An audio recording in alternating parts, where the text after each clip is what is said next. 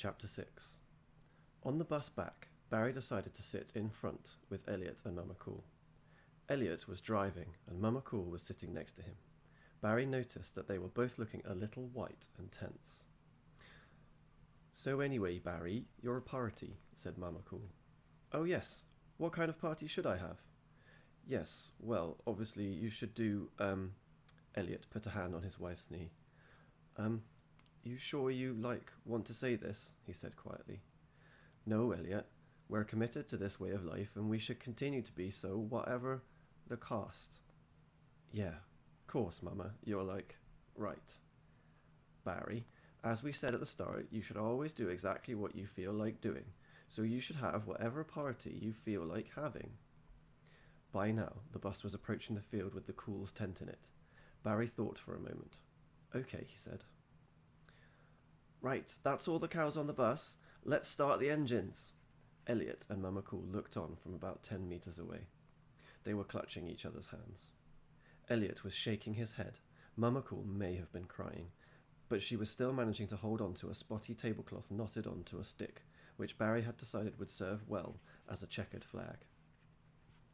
The James Bond and football parties not having worked that well with the other parents, Barry had decided to just work with whatever was in front of him, to go with the flow, which was something else he had heard Elliot and Mama Cool say.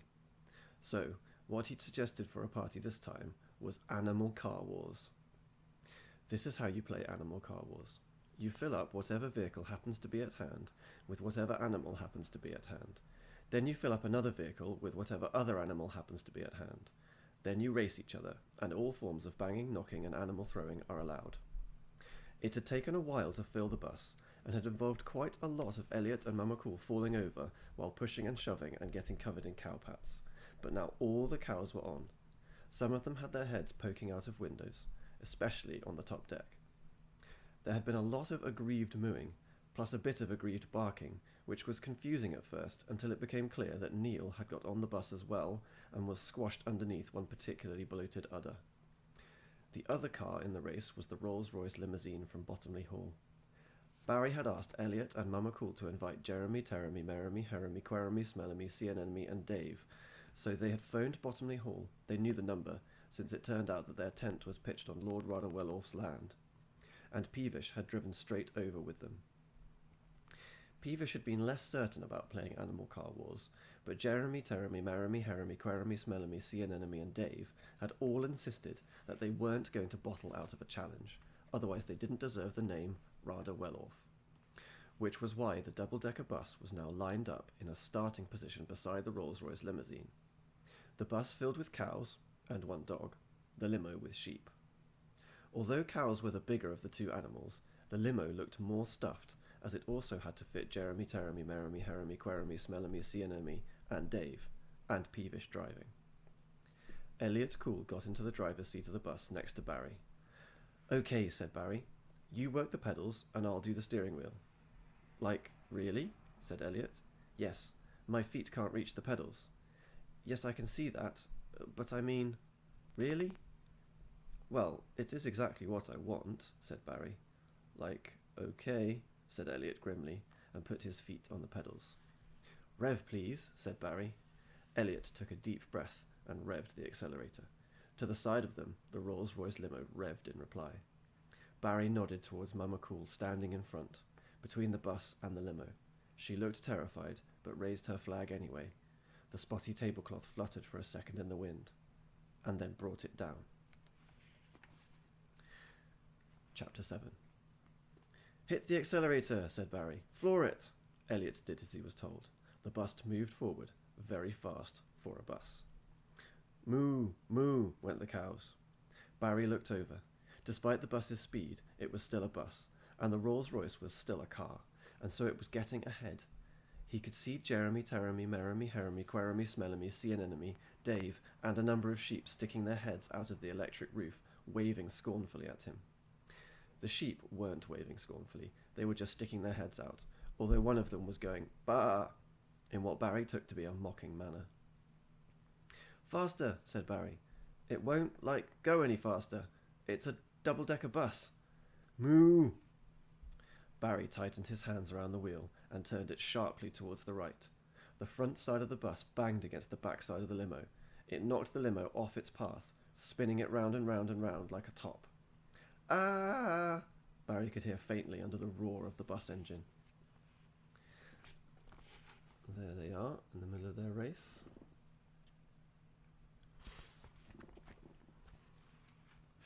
And also, ah! Okay, said Barry. While they're out of control, head for the finishing line. Like, okay, said Elliot, who suddenly looked as if he was enjoying himself. He pressed down hard on the accelerator again.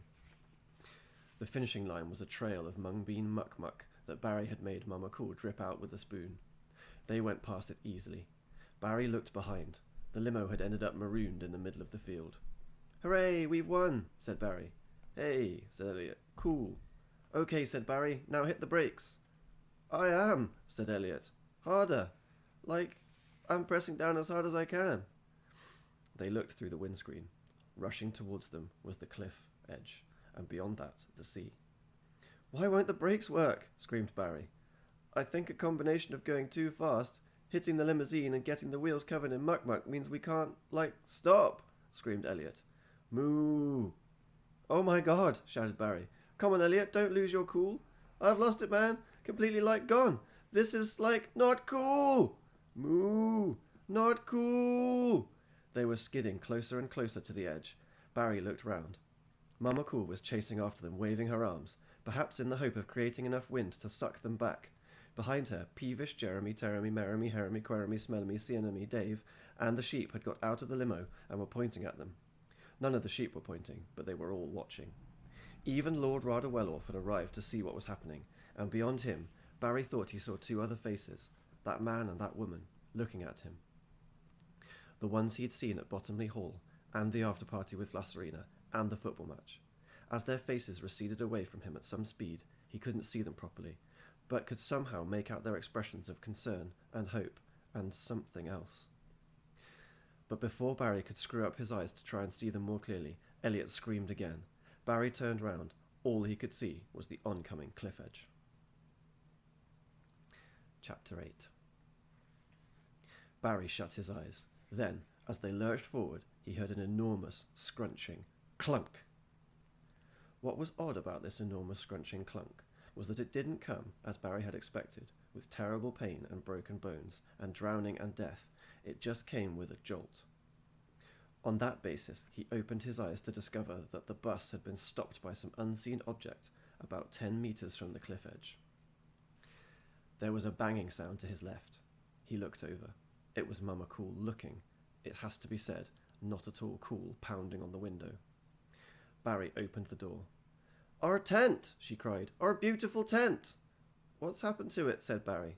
It's under the bus. Actually, she said a swear here, a big swear, before the word bus. But Barry decided to tune that out and pretend he hadn't heard it. Oh, he said, I'm really sorry. That's not good enough, Barry thought. I'm really, sorry, he said. Judging from her expression, that didn't help either. He opened the door and came down from the driver's cab. Elliot followed him, looking more than slightly dazed. Mama Cool started pulling a corner of tent tarpaulin that was sticking out from under the front wheel. She pulled it hard. It broke. She fell over. Barry was starting to feel really sorry for the Cools by now. He was about to do a truly big apology when he heard a loud voice behind him. Mr. and Mrs. Cool! He turned around. It was Lord Rada Welloff, with Jeremy Teremy, you know all of them, by his side. Lord Rada Welloff was standing over Elliot and Mama Cool. He looked very cross. You are tenants on my land, and you have put my children at terrible risk, to say nothing of what you've done to my Rolls-Royce limousine. What have you got to say for yourselves? Elliot and Mama Cool looked up, shamefaced. They just held each other's hands, not saying anything.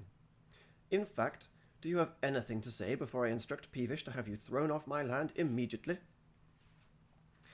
Barry decided it was time for him to speak. It was time for him to explain that none of this was Elliot and Mama Cool's fault. Well, except in so far as they had told him to do exactly what he liked. But never mind about that. Basically, the point is you should be blaming me, Lord Rada Welloff, not them. That was what he needed to say. Barry stepped forward, in between Lord Radoweloff and Elliot and Mama Cool. He opened his mouth. Unfortunately, just at that point, his stomach started to rumble. Really rumble.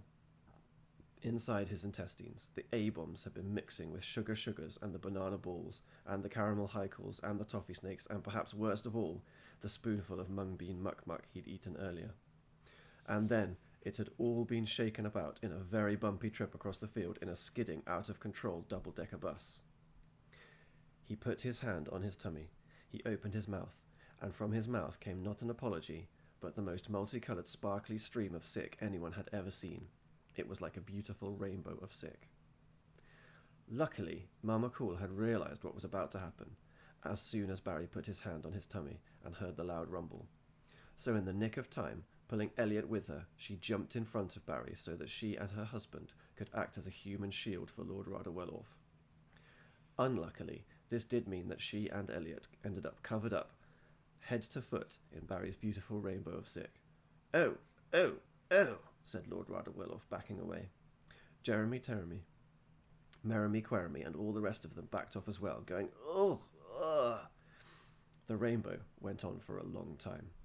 Barry made a strange noise throughout, which made the cows who were still on the bus look over with interest, thinking that perhaps he too was a cow. Finally, it stopped. In the Bible, there's a story about a man called Lot, who God turns into a pillar of salt. The final scene here was a bit like that, except instead of Lot, it was Elliot and Mama Cool, and instead of God, it was Barry Bennett, and instead of salt, it was sick. "Ahem," said Lord Radoweloff, stepping forward, but not too far forward. "Well, that was unfortunate, but I have to say very good of you, Mr. and Mrs. Cool, to step into the firing line, as it were. Very good indeed, to get in the way of all that." He waved his hand towards what they were covered in. "Sick. Yes, thank you, Jeremy. So in view of that, let's just forget all about that business with the bus and the children and the Rolls-Royce limousine, and throwing you off my land, as it were," he said. "Jolly good. Peevish, children, time to go." With that, he turned away. Barry looked up at Elliot and Mama Cool. He could just make out their eyes, in between drippy globs of red and green and orange. They were staring at him blankly. "No, Dave. I know it smells of sweeties, but you can't go lick it off them," he heard Lord Radoweloff say in the distance. But that didn't distract Barry. He'd made up his mind. "Please, Barry," said Mama Cool. "Yeah, please, Barry," said Elliot. Barry knew what they were going to say. Be our son. And he was going to say yes. He was going to say yes. "Can you go back to the parent agency as soon as possible?" "Oh," said Barry. That's it for today. You should be getting some Easter holiday homework sent to you from the school office today, if you're in my class. It's all about ancient Egyptians, a few fun activities for you to have a go at. I hope you enjoy it, and I look forward to seeing the results. Bye.